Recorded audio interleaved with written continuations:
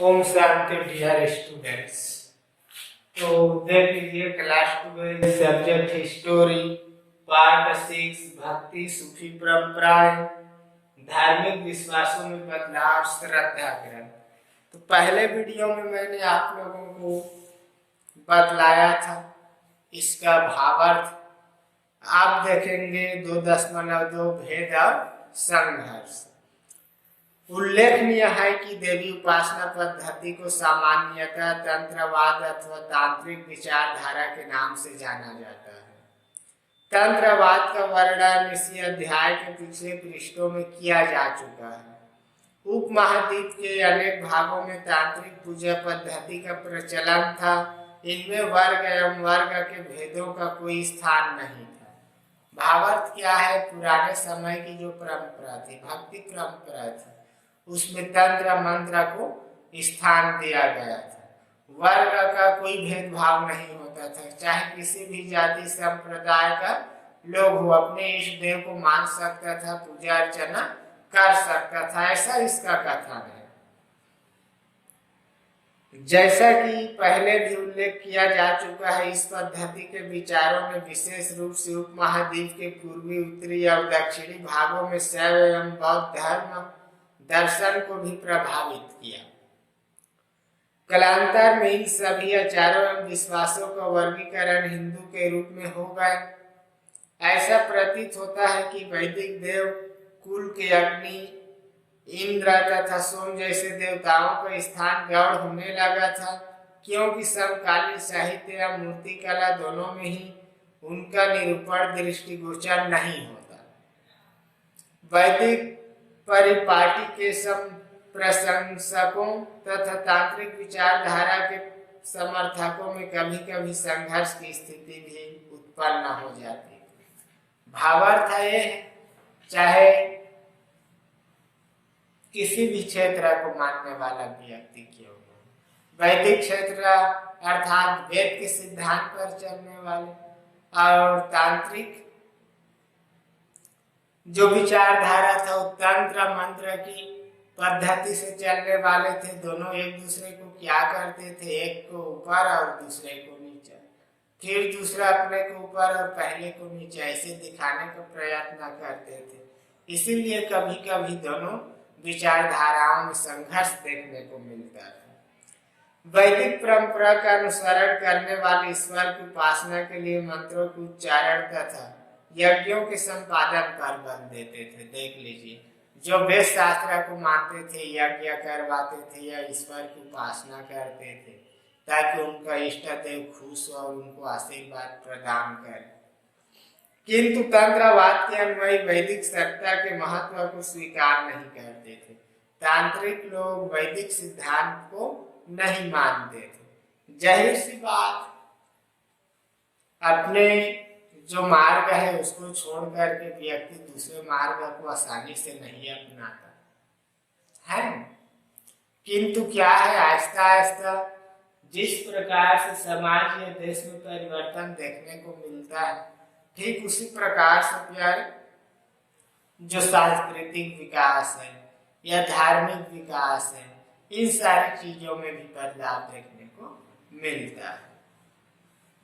अपने अपने इष्ट देव को सर्वोच्च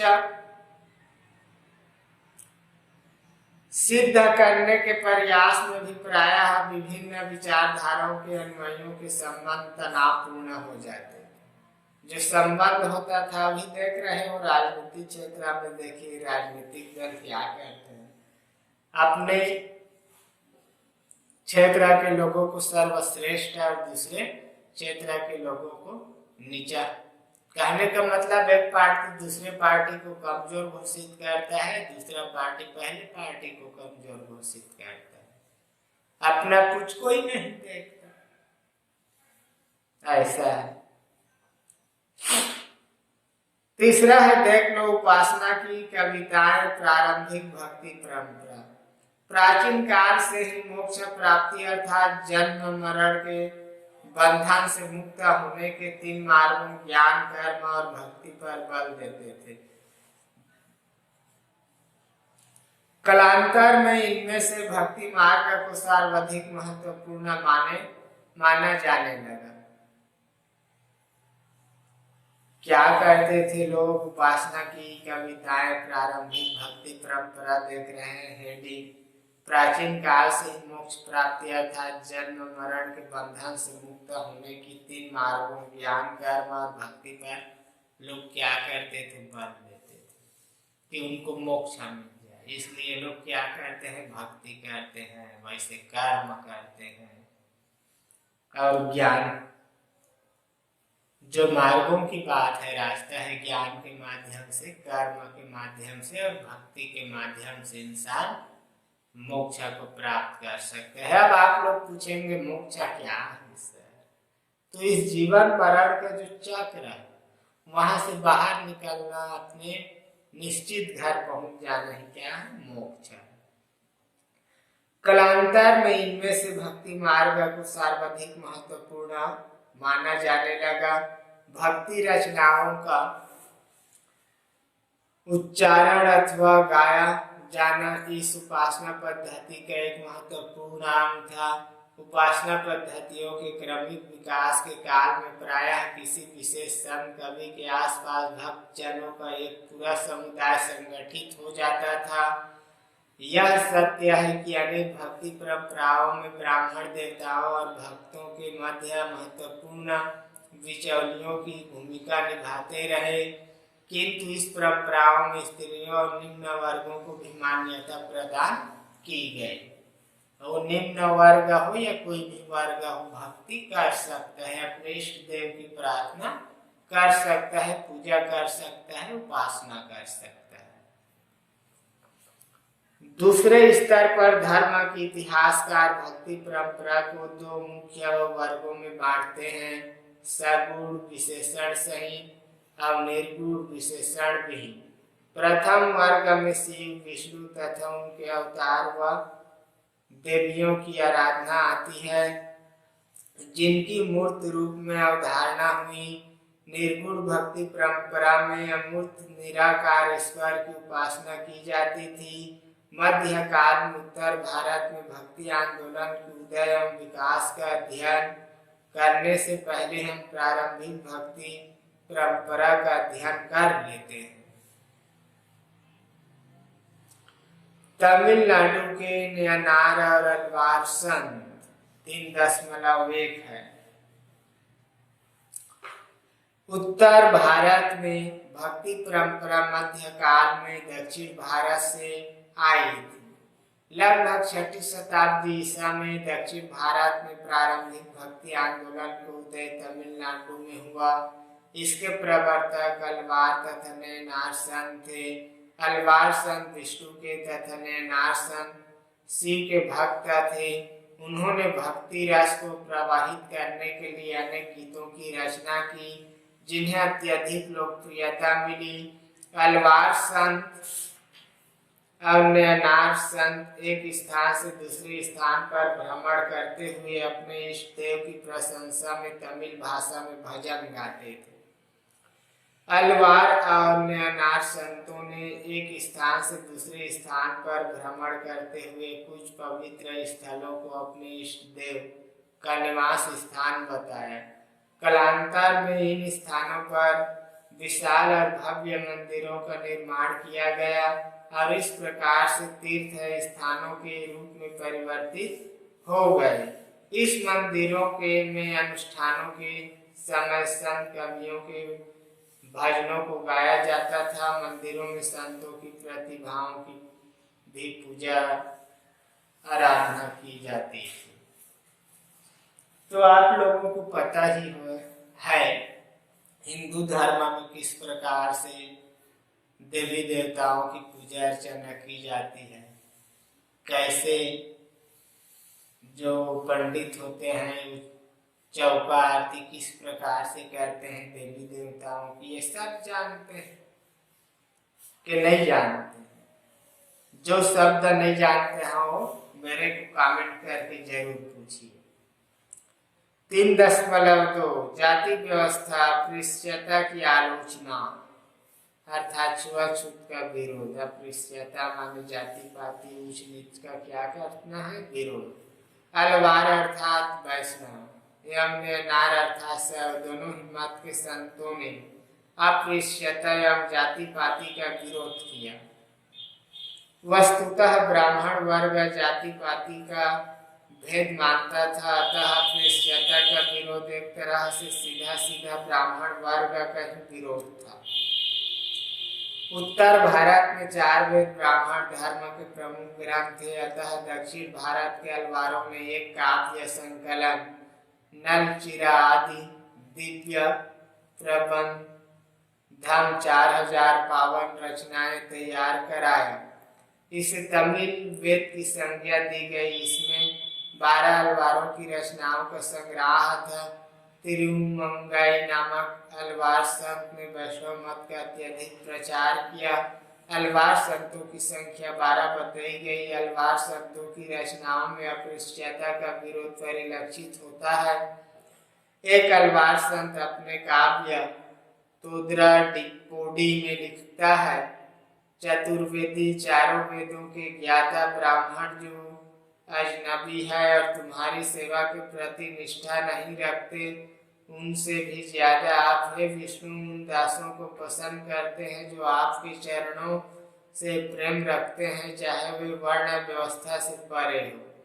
अर्थात ये अलवार संत बताना चाहते हैं कि विष्णु भगवान की कृपा अपने किसी भी वर्ण के भक्त पर सदैव रहती है। भक्त का ब्राह्मण होना ही जरूरी नहीं। अलवारों की भांति शैव संतों ने नारों ने भी अस्पृश्यता का विरोध किया। नार संतों की संख्या 63 बताई जाती है। इनमें अपार संपदा, सुंदर एवं मणिक, वाजगर आदि प्रमुख हैं। इनके तिरुमुरई नामक ग्रंथ में शिव के पद संकलित है। सुंदर की कविताएं तवरम नामक संकलन में रखी गई है। नार संत अपार ने अपनी एक रचना में लिखा है, हे ध्रुवजन, जो तुम शास्त्र को उद्धृत करते हो, तुम्हारा गोत्र और कुल भला किस काम का? तुम केवल मारपेरू अर्थात शिव का निवास स्थान है, जो तमिलनाडु के तंजावुर जिले में है, को अपना एकमात्र आश्रयदाता मानकर नतमस्तक हो। अलवार संत तोद्रा डिपोडी की भांति ही अपार ने शिव की महिमा का बखान किया है। शिव जाति, कुल एवं गोत्र को बिना देखे अपने सभी भक्तों का कल्याण करते हैं।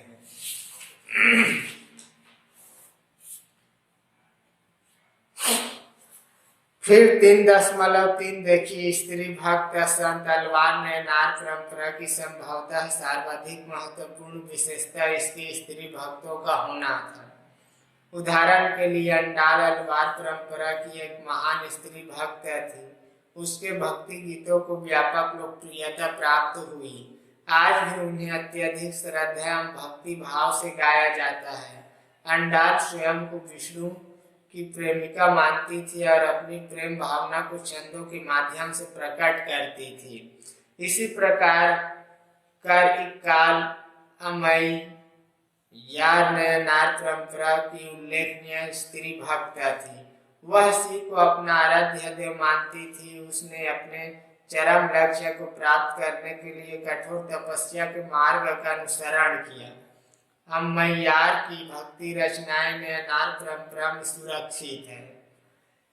इन स्त्री भक्तों ने अपने सामाजिक कर्तव्यों का तो परित्याग कर दिया, किंतु वे न तो किसी भिक्षुणी समुदाय के सदस्य बनी और न ही उन्होंने किसी वैकल्पिक व्यवस्था को स्वीकार किया।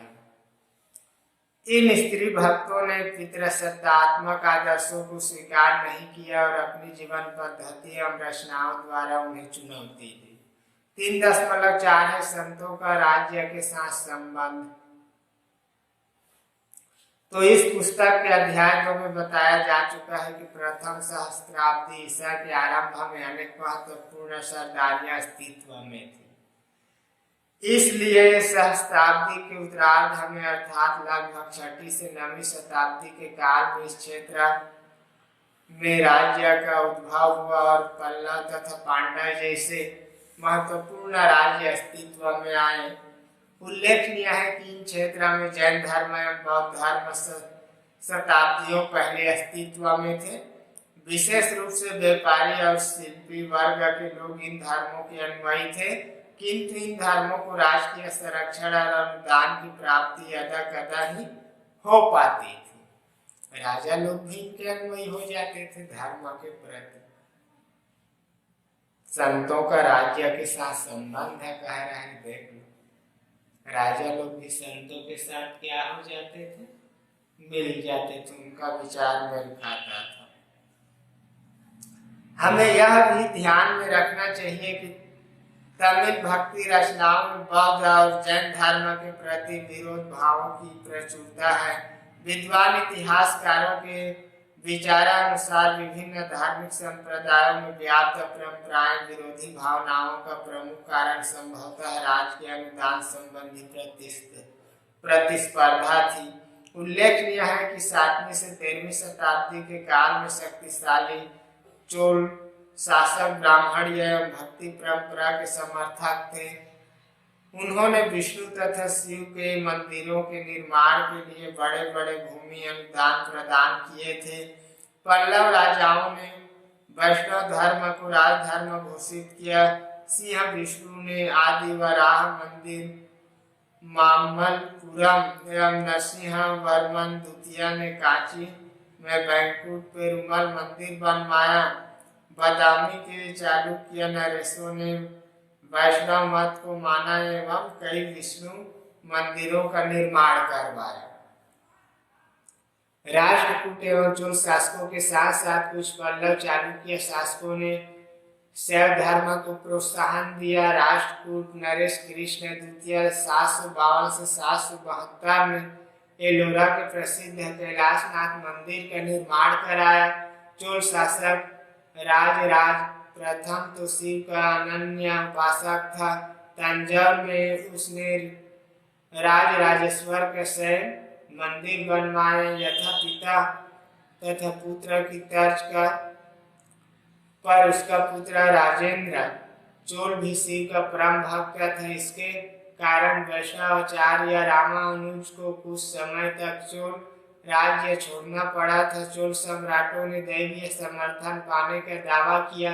अपनी सत्ता के समर्थन प्रदर्शन हेतु भव्य मंदिर प्रथम ने नियनार्सन अपर सेवादार एवं सुंदरार की धातु प्रतिमाएं एक शिव मंदिर में स्थापित कराई।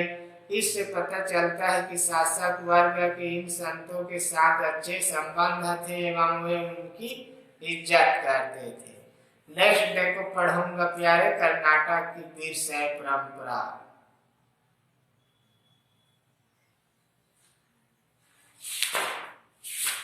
प्रश्न लिखेंगे विद्यार्थी।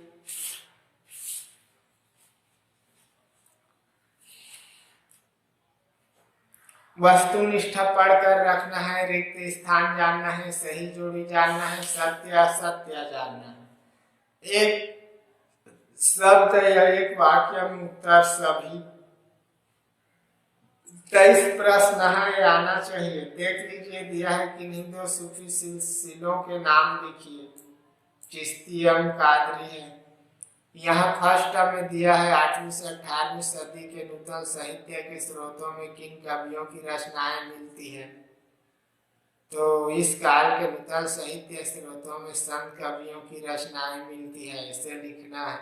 सूफी कौन थे, तो इस्लाम की आरंभिक शताब्दियों में कुछ आध्यात्मिक लोगों का रहस्यवाद और वैराग्य की ओर अधिक झुकाव था, इन्हें सूफी कहा जाता था।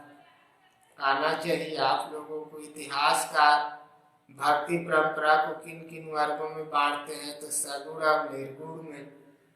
ये तो हिंदी में भी पढ़ चुके हो। अति लघु प्रश्न लिखिए, पहला, दूसरा, तीसरा, चौथा, 5वां, 6वां, 7वां, 8वां तक, 9वां भी, 10वां, 11वां, 12वां, 13वां, 14वां, 15वां, 16, टोटल 16 प्रश्न का नोटेशन करना इसमें क्या है। हिस्टोरी पार्ट 6 भक्ति सूफी परंपराएं, धार्मिक विश्वासों में बदलाव और श्रद्धा ग्रंथ इसका हेडिंग मैं फर्स्ट वीडियो में इसका बतला चुका हूँ। इसका जानना है फर्स्ट वीडियो देखें। आज का चैप्टर है नवीन भक्ति पंथ उत्तरी भारत। ये देखेंगे तो इसमें क्या है प्रमुख ये देख लेते हैं। उत्तर भारत में भक्ति आंदोलन के प्रमुख प्रणेता कबीर, नानक एवं चैतन्य थे। भक्ति मार्ग को कितने भागों में बांटा गया? दो, निर्गुण और सगुण। ये देखेंगे पहले। इनके अलावा भी क्षेत्रीय स्तर पर कई संतों का प्रादुर्भाव हुआ।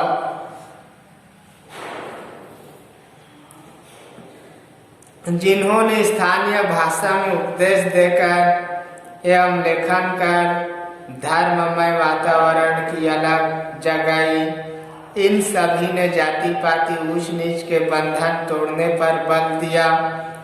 आम जनता इनके समानता के सिद्धांत से प्रभावित हुई और उनके रंग में रंग गई। तो नवीन भक्ति पंथ उत्तरी भारत की घटना है, उत्तर भारत की घटना है। जो नए भक्ति पंथ थे उनसे क्या है? उत्तर भारत में एक आंदोलन छिड़ा। इसका प्रमुख प्रवक्ता किसको बतलाया गया है? प्यारे कबीर, नानक एवं चैतन्य को बतलाया गया। ये लोग क्या किए हैं? लोगों को स्थानीय भाषा में उपदेश देकर, लेखन कर और धर्ममय वातावरण की अलग जगाई। लोगों धर्म के प्रति विश्वास जगाए। उन्होंने बतलाया जाति पाति ऊंच नीच के बंधन को तोड़ दो, इसी पर बल दिए। इनके प्रवक्ता थे। आगे देख लीजिए। उदय के कारण 9.1। मध्य काल में कई ऐसे कारण थे जिन्होंने भक्ति आंदोलन के उदय में योगदान दिया। पहले इस काल में हिंदू धर्म में अनेक दोष आ चुके थे। धर्म के वास्तविक सिद्धांतों के स्थान खोखले अंधविश्वासों एवं आडंबरों ने ले लिया था। ऊंच नीच और छुआछूत की भावनाएं बलवती थी।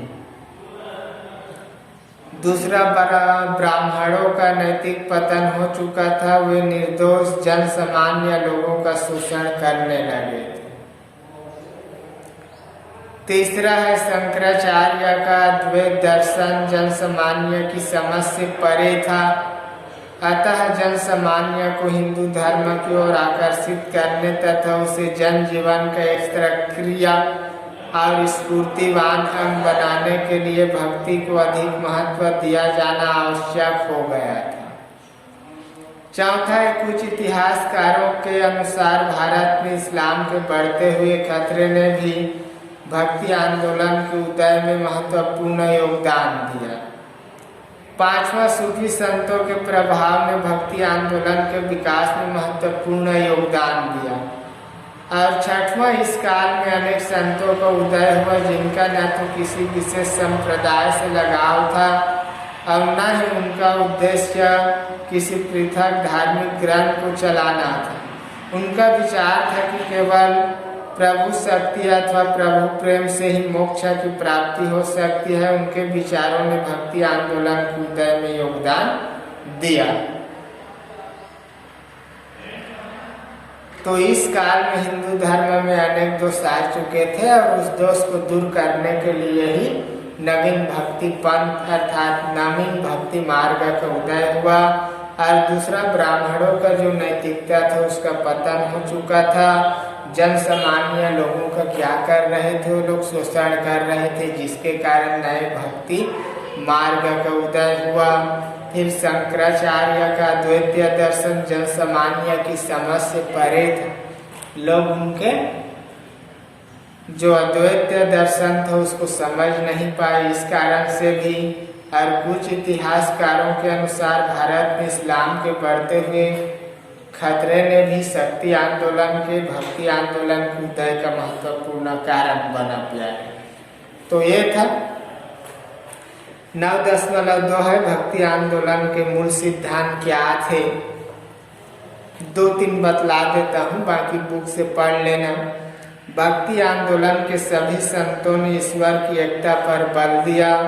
उनका विचार था कि हम ईश्वर को किसी भी नाम से पुकारे वह एक है, चाहे आप कृष्णा कहो या परमपिता परमात्मा शिव कहो या गणेश जी का हो, जो भी कहो, परमात्मा क्या है, एक है। दूसरा है संत भक्त ईश्वर की अनन्य भक्ति में विश्वास रखते थे। उनका विचार था कि ईश्वर की अनन्य भक्ति के द्वारा ही मोक्ष को प्राप्त किया जा सकता है। दूसरा था, और सातवां क्या था देख लो यहाँ पर, भक्ति संतों ने किसी भाषा विशेष को पवित्र नहीं माना। उन्होंने इस बात पर जोर दिया कि ईश्वर केवल भक्ति और हृदय की भाषा को समझता है। उन्होंने अपने विचार जन सामान्य की भाषा में प्रकट किए।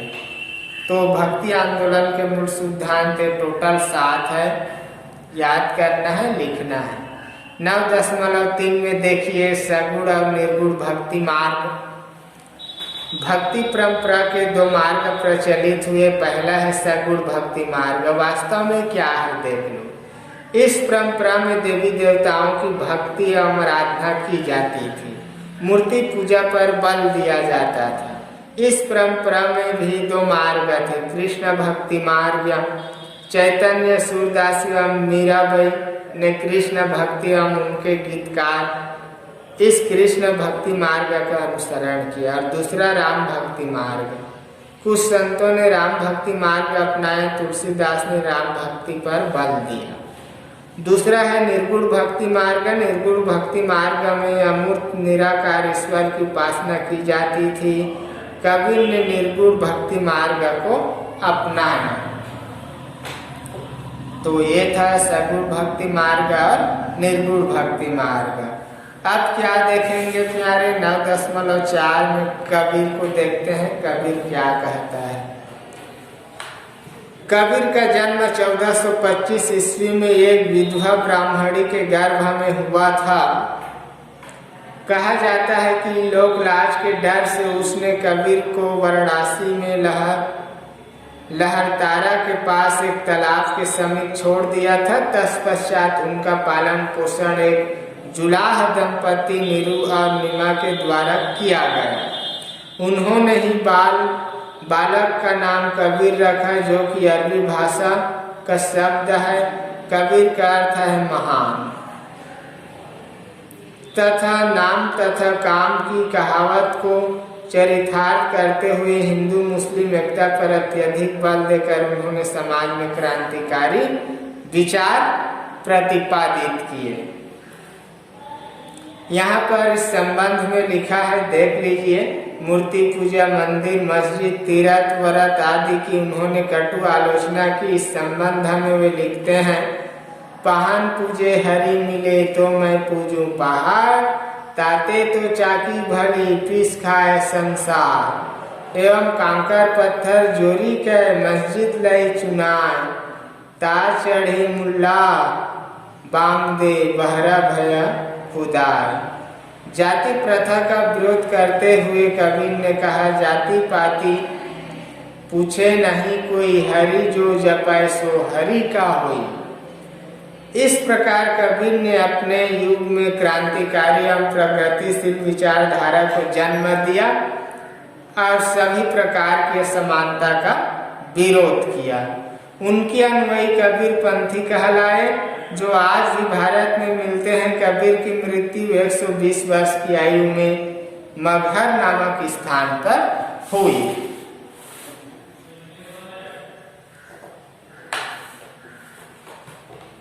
यह देख लीजिए, उन्होंने सती प्रथा का भी विरोध किया और ब्राह्मणों की जातीय श्रेष्ठता को स्वीकार करने से इनकार किया। एक ईश्वरवादी थे। कबीर निर्गुण ब्रह्म का उपदेश देते थे। सभी को एक परम ब्रह्म की पुत्र स्वीकार किया उनका कहना था एक ही रक्त से बने ब्राह्मण का शूद्र। बाह्य आडंबर आलोचना किया है। कबीर ने आडंबरों को भक्ति मार्ग की बाधा मानते थे। ब्राह्मण तो प्रत्येक वाणी के अंत स्थल में है, वह उसे व्यर्थ में बहाकर ढूंढता है। मानवतावादी देख लो, कबीर ने धर्मों के ऊपर मनुष्यता को स्थान दिया और उन सभी को एक पिता की संतान माना। गुरु की महत्ता, कबीर ने अध्यात्म साधना में गुरु को श्रेष्ठ स्थान दिया। समन्वयवाद, उस युग में हिंदू मुस्लिम के बीच संघर्ष हो रहे थे। कबीर ने समन्वय को महत्व दिया। अब देखेंगे प्यारे, यहाँ पर इसी प्रकार से गुरु नानक का पवित्र शब्द है। भक्ति आंदोलन के एक प्रमुख संत गुरु नानक सिख धर्म के संस्थापक थे। उनका जन्म 26 नवंबर 1469 ईस्वी को लाहौर के निकट तलवंडी आधुनिक पाकिस्तान का ननकाना साहिब में एक खत्री परिवार में हुआ था। खत्री परिवार में कब जन्मे थे? गुरु नानक कब जन्मे थे? 26 नवंबर 1469 ईस्वी को जन्मे थे गुरु नानक। बचपन से ही नानक दार्शनिक स्वभाव के थे। पढ़ाई अथवा खेलकूद की अपेक्षा उन्हें जंगलों में घूमना और साधु संतों के संपर्क में बैठना अधिक अच्छा लगता था। उन्होंने फारसी का अध्ययन किया तथा लेखाकार के कार्य प्रशिक्षण प्राप्त किया। नानक का छोटी आयु में विवाह कर दिया गया, किंतु इसके बाद भी उन्होंने सांसारिक कार्य में कोई रुचि नहीं ली। वह अपना अधिकांश समय साधु संतों के साथ चर्चा और ईश्वर भक्ति में व्यतीत करते थे। 30 वर्ष की आयु में एक रहस्यमय अनुभव के बाद उन्होंने घर छोड़ दिया। उन्होंने अपने 2 शिष्यों भाई बाला और भाई मर्दाना के साथ काफी भ्रमण किया और उदासी नामक धर्म प्रचारक यात्रा प्रारंभ की। और यहाँ देख लीजिए, गुरु नानक ने यहाँ गुरु के लंगर की स्थापना की। लंगर में जाति धर्म अथवा स्थिति की परवाह किए बिना सबका पवित्र भोजन में समान रूप से स्वागत किया जाता था। 1539 ईस्वी में लगभग 70 वर्ष की आयु में गुरु नानक का करतारपुर में देहांत हो गया। जन्म कब लिया था? 26 नवंबर 1469 और कब चल बसा? 1539 में आना चाहिए। गुरु नानक की शिक्षाएं हैं। क्या शिक्षा दिया है समाज को, देख लीजिए। गुरु नानक निर्गुण और निराकार एक ईश्वर के उपासक थे। उनकी शिक्षाएं उनके भजनों और उपदेशों में निहित है, जो निम्न है। टोटल यहाँ 9 बतलाया है, मैं 3 बतलाऊंगा प्यारे, बाकी बुक से आप लोग कर लेना। उन्होंने ईश्वर और मानव जाति की एकता पर बल दिया, पहला, तथा कर्म कांडों के स्थान पर भक्ति का समर्थन किया है गुरु नानक। दूसरा, उन्होंने यज्ञ, अनुष्ठानिक स्नान, मूर्ति पूजा, कठोरतावादी धर्म के सभी बाहरी आडंबरों का खंडन भी किया है। और 9वां है, गुरु नानक के लिए संपूर्ण रब का न कोई लिंग था न कोई आकार। इस रब की उपासना का सर्वाधिक सरल उपाय था उसका निरंतर स्मरण करना। सिख धर्म, आप कौन से धर्म देखेंगे? सिख धर्म। गुरु नानक ने अपने विचार पंजाबी भाषा में शब्द के माध्यम से जन सामान्य के सामने रखे। गुरु नानक इन शब्दों का भिन्न भिन्न रागों में गायन करते थे। उनका सेवक मर्दाना रबाब बजाकर उनका साथ देता था। गुरु नानक ने अपने अनुयायियों को एक समुदाय में संगठित किया तथा संगत अर्थात सामुदायिक उपासना के लिए निर्धारित किए। संगत में सामूहिक रूप से पाठ किया जाता था। उन्होंने अपने शिष्य अंगद को अपने बाद गुरु पद पर आसीन किया। यहाँ देख लीजिए, गुरु अर्जुन देव ने हर मंदिर साहिब की नींव का पत्थर रखने के लिए सूफी संत मियां मीर को आमंत्रित किया था। गुरु अर्जुन देव का सर्वाधिक महत्वपूर्ण कार्य आदि ग्रंथ साहिब का संकलन था।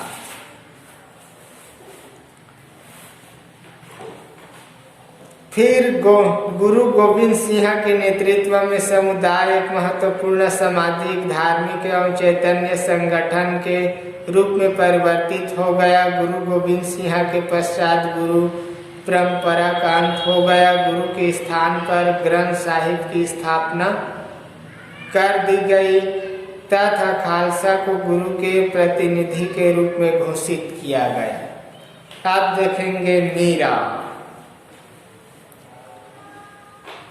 मीराबाई 1498 से 1546 ईस्वी भक्ति परंपरा की संभवतः सर्वाधिक लोकप्रिय कवित्री थी। उनकी गणना 16वीं सदी के महान संतों में की जाती है। मीराबाई की जीवनी का संकलन उनके द्वारा लिखे गए भजनों के आधार पर किया गया है। मीराबाई श्री कृष्ण को अपना पति मानती थी। वह राजस्थान के मेड़ता के शासक रतन सिंह राठौर की पुत्री थी। मीरा का जन्म 1498 ईस्वी में मेड़ता के एक गांव कुड़की में हुआ था। मीराबाई को बालपन से ही कृष्ण के प्रति आत्मक प्रेम था। 1516 ईस्वी में मीराबाई का विवाह राणा सांगा के ज्येष्ठ पुत्र भोजराज से हुआ। उनके पति भोजराज की असमय मृत्यु हो गई और मीराबाई विधवा हो गई। मीरा अब कृष्ण भक्ति में लीन रहने लगी। 1531 ईस्वी में राणा सांगा का छोटा बेटा विक्रमादित्य गद्दी पर बैठा। उसने मीरा को विष देकर मारने का प्रयास किया, मगर जाकोरा के सैया मार सके न कोई। वे अब चित्तौड़ छोड़कर मेड़ता के शासक अपने चाचा ब्रह्मदेव के पास चली गई। जोधपुर राजा मालदेव ने जब मेड़ता पर अधिकार कर लिया तब वे मेड़ता छोड़कर द्वारका चली गई। द्वारका में पूर्णतः कृष्ण भक्ति में लीन रही।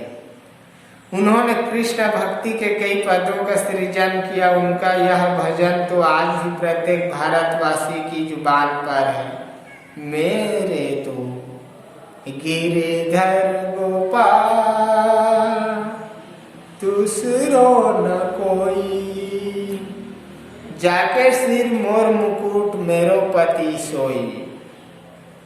और कहा है, देख लो महादेवी जी वर्मा ने कहा है, मीरा के भजन विश्व के भक्ति रस साहित्य की अनमोल रत्न है। मीरा अत्यंत निडर थी।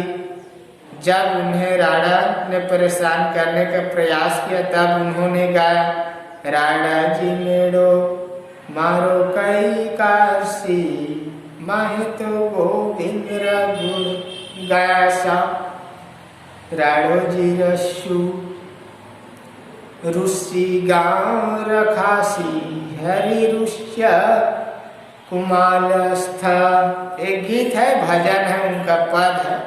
अर्थात राणा जी मेवाड़ मेरा कुछ नहीं बिगाड़ सकता है, जो गोविंद कृष्ण के गुण गाती है।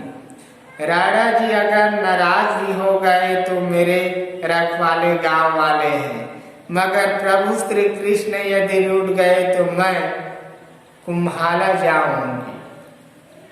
मीरा ने अपने सभी गीत अपने आराध्य देव कृष्ण को समर्पित किया, जिनकी उपस्थिति वह अपनी प्रत्येक दैनिक गतिविधि में अनुभव करती थी। आज भी देश में विशेष रूप से राजस्थान एवं गुजरात में स्त्री पुरुषों द्वारा मीरा के पदों का गायन अत्यधिक श्रद्धा एवं भक्ति भाव से किया जाता है। अब 10वां पॉइंट है, इसमें प्यारे देख लो जो अंतिम पॉइंट है, यह अध्याय का भक्ति आंदोलन का प्रभाव।